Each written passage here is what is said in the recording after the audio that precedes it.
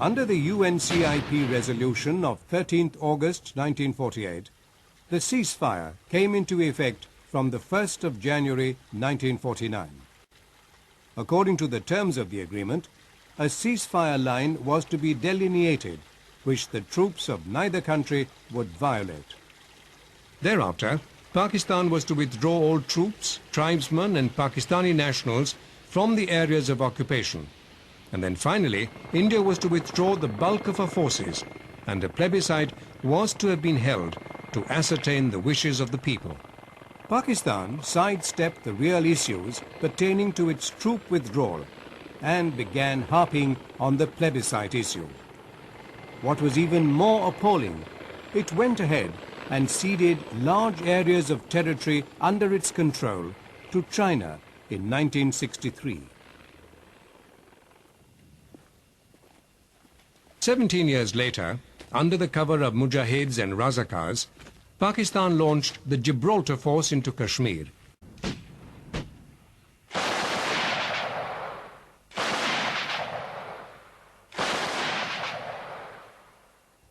As the fighting intensified in Kashmir, India widened the theatre of operations to include the Punjab, where Indian troops could lean on Lahore. A UN-sponsored ceasefire on the 23rd of September saw Pakistan without 1,528 square kilometers of territory in both Kashmir and Punjab. Almost all the hard-fought areas taken were handed back to Pakistan in the hope that the spirit of amity would create lasting peace in the subcontinent. And the old, hardened attitudes were firmly back in place. Within 6 years, with the outbreak of the Bangladesh War, the guns were booming again.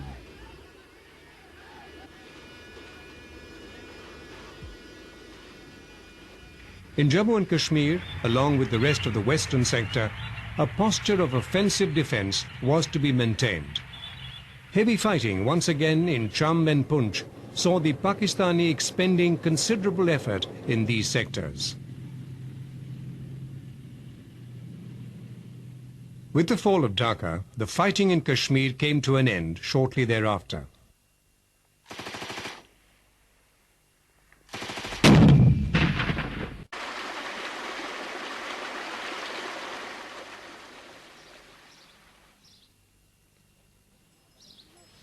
In this scenario of kidnappings, extortion, rape and murder, the Indian security forces were forced to move in. The Indian approach of saturating the region with troops meant the response was quantitative, with the emphasis on using minimum force levels. Fighting an enemy who could strike anytime, anywhere, and from behind the ranks of your own people, the gradual wearing down of terrorist activity was achieved at a tremendous cost of human lives.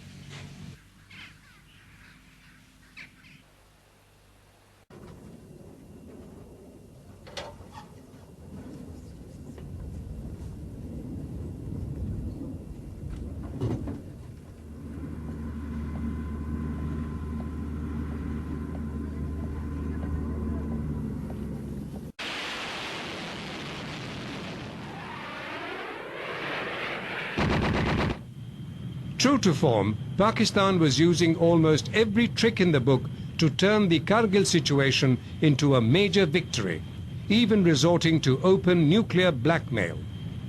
The Indian Navy, in a move to preempt surprise at sea, deployed offensively by conducting a major tactical exercise which stretched up to the Gulf.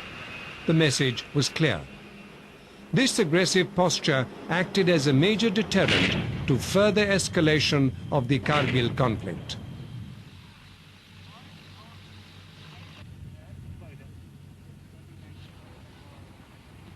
Despite the provocation of torture and mutilation, the build-up was systematic. Guns were deployed across a large area, targets were registered, and then it was in the hands of the infantry soldier to deliver against major odds.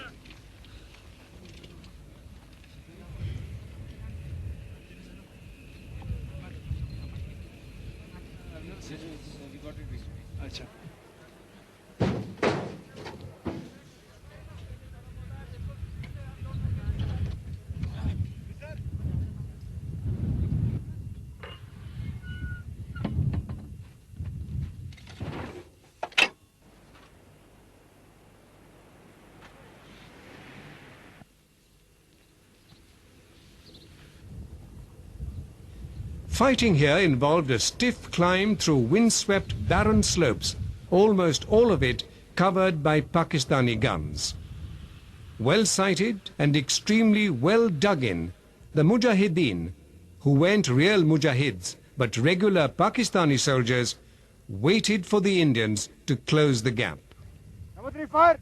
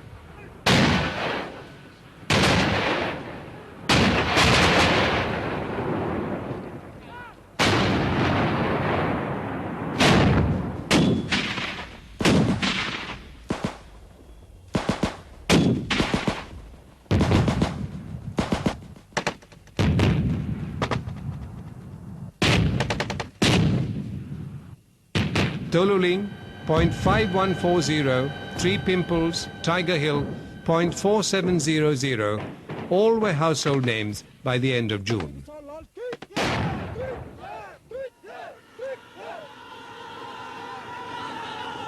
India's obsession with Pakistan exists only in the Pakistani mind, whereas Pakistan's obsession with Kashmir is a living reality. Constantly playing the game of brinkmanship, probing and provoking, Pakistan's actions are often a victim of their own propaganda.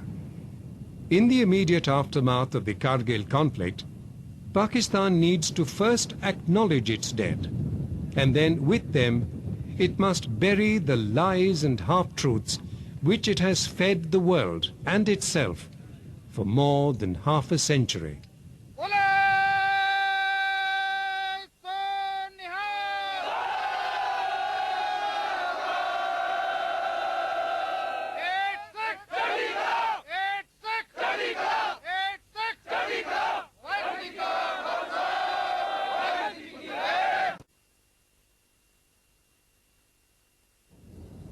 Fire!